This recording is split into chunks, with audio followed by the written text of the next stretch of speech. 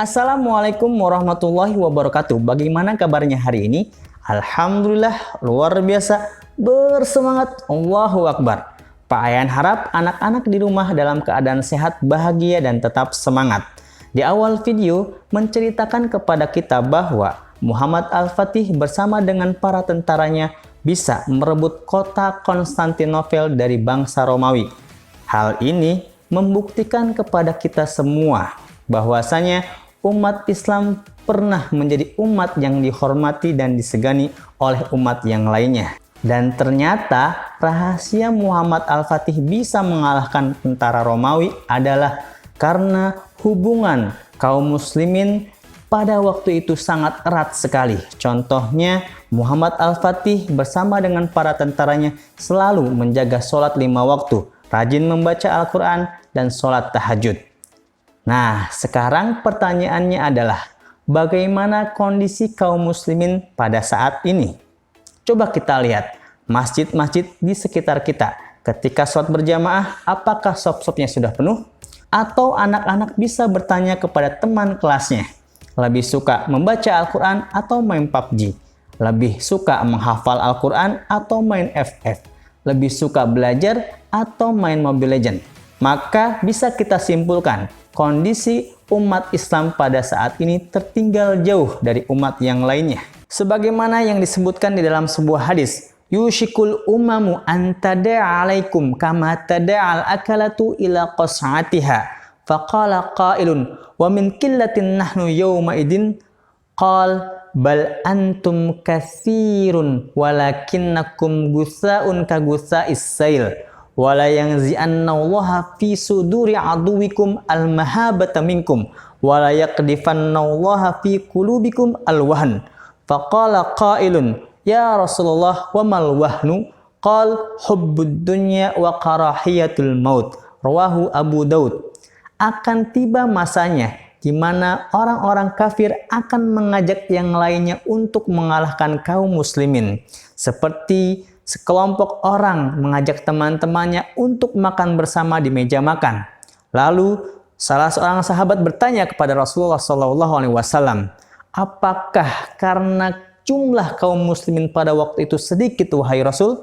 Rasul pun menjawab, bahkan jumlah kaum muslimin pada waktu itu sangat banyak sekali, tetapi kaum muslimin pada waktu itu seperti buih di lautan. Allah pun akan menghilangkan rasa gentar dan rasa takut dari hati musuh kalian. Dan Allah akan menanamkan di hati kaum muslimin al-wahn. Lalu salah seorang sahabat bertanya kembali, apa itu al-wahn ya Rasulullah? Al-wahnu huwa hubbud dunya wa karahiyatul maut. Rasul pun menjawab, al-wahn adalah terlalu mencintai dunia dan takut akan kematian. Karena kondisi umat Islam saat ini tertinggal jauh dari umat yang lainnya, maka materi ICB pada hari ini adalah apakah pendidikan Islam itu penting bagi kita?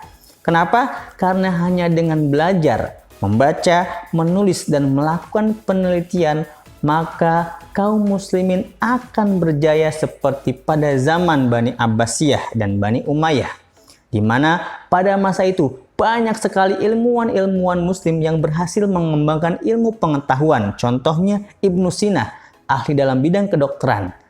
Ada juga Al-Jabar, ahli dalam bidang matematika. Dan Ibnu Khaldun, yang ahli dalam bidang kepemimpinan dan tata letak kota. Dan masih banyak yang lainnya. Dan yang paling menarik buat kita adalah para ilmuwan muslim pada waktu itu, mereka sebelum belajar ilmu-ilmu umum seperti IPA, matematika, geografi, kedokteran, mereka terlebih dahulu belajar ilmu-ilmu agama seperti tafsir, hadis, fikih, usul fikih, dan bahkan mereka adalah para penghafal Al-Quran. Pada dasarnya manusia itu bodoh, tidak tahu apa-apa. Dan setelah mereka belajar ilmunya, maka manusia akan menjadi orang yang berilmu, orang yang beradab dan berbudi pekerti. Sebagaimana yang telah disebutkan di dalam surat Al-Jum'ah ayat 2, A'udzubillahi minasyaitonirrajim, Bismillahirrahmanirrahim. Huwallazi ba'atsa fil ummiyina rasulan minhum yatlu 'alaihim ayatihi wa yuzakkihim wa yu'allimuhumul kitaba wal hikmah wa in kanu min qablu lafi dhalalim mubin. Artinya, dialah Allah yang telah mengutus kepada kaum yang buta huruf seorang rasul di antara kalian yang telah mengajarkan mereka ayat-ayat Allah dan mensucikannya dan mengajarkan kitab dan hikmah. Dan sesungguhnya mereka sebelumnya berada di dalam kesesatan yang nyata. Ayat di atas menjelaskan kepada kita bahwa pendidikan Islam itu sangat penting. Kenapa? Karena pada dasarnya manusia berada dalam kebodohan. Maka dari itu perlu untuk dididik dan diajarkan berbagai macam ilmu pengetahuan. Dan salah satunya adalah pendidikan Islam.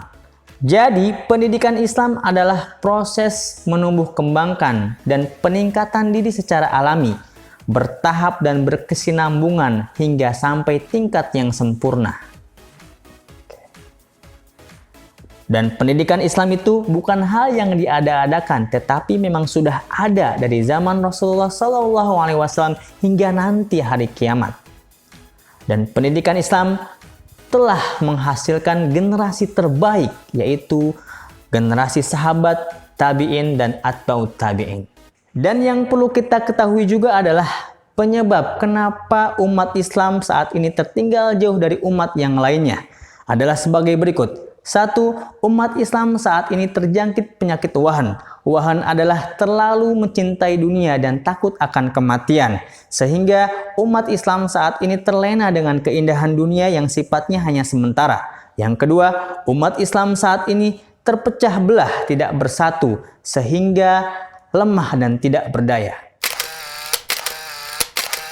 Sekarang kita sudah tahu penyebabnya dan kita pun harus tahu solusinya. Dan solusinya adalah sebagai berikut. 1. Memperkuat hubungan kita dengan Allah Subhanahu wa Ta'ala. Salah satunya dengan cara sholat tepat waktu. Yang kedua, menyempurnakan amalan wajib kita dengan memperbanyak amalan sunnah, dengan sholat tahajud dan sholat duha.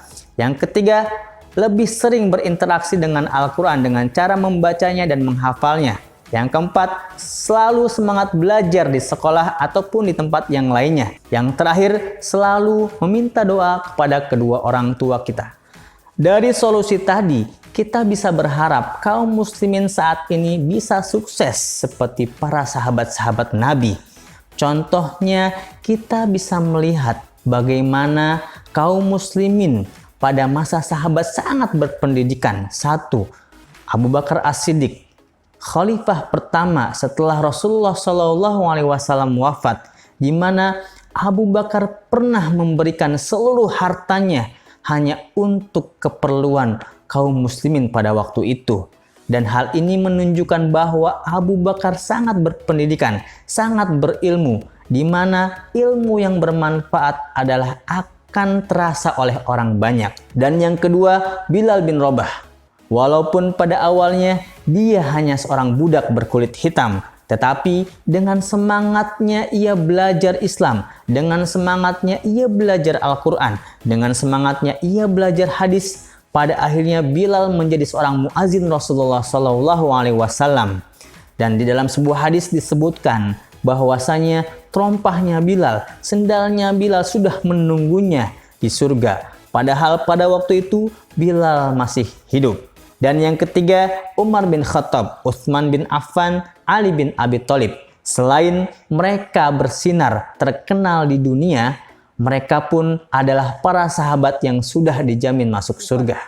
Dan ada beberapa sifat pendidikan Islam yang harus kita ketahui, yaitu 1. Belajar itu harus kontinu, artinya jangan sampai mundur dan jangan berhenti untuk menambah ilmu. Yang kedua, belajar membentuk pribadi muslim meliputi hati, pikiran, dan jasad kita. Bukan hanya sekedar menerima ilmu, tetapi kita juga harus memahaminya sehingga kita bisa mengamalkannya dalam kehidupan kita sehari-hari. Dan yang ketiga, belajar harus bertahap.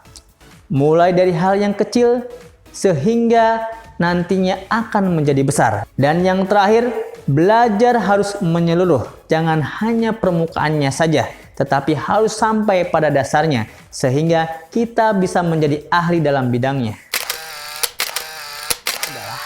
Dan kesimpulan dari materi ini adalah 1. Pendidikan Islam merupakan keniscayaan untuk membentuk umat terbaik dari zaman Rasulullah SAW hingga nanti hari kiamat. Yang kedua, pendidikan Islam lahir karena manusia dituntut untuk menjadi pemimpin di dunia ini, sehingga setiap manusia wajib mengetahui ilmu yang diperlukan.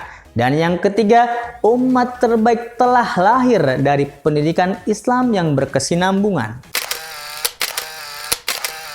Baik, sekarang sudah jelaskan kenapa kita harus belajar ilmu agama dan kenapa kita harus tahu bahwa pendidikan Islam itu sangat penting buat kita.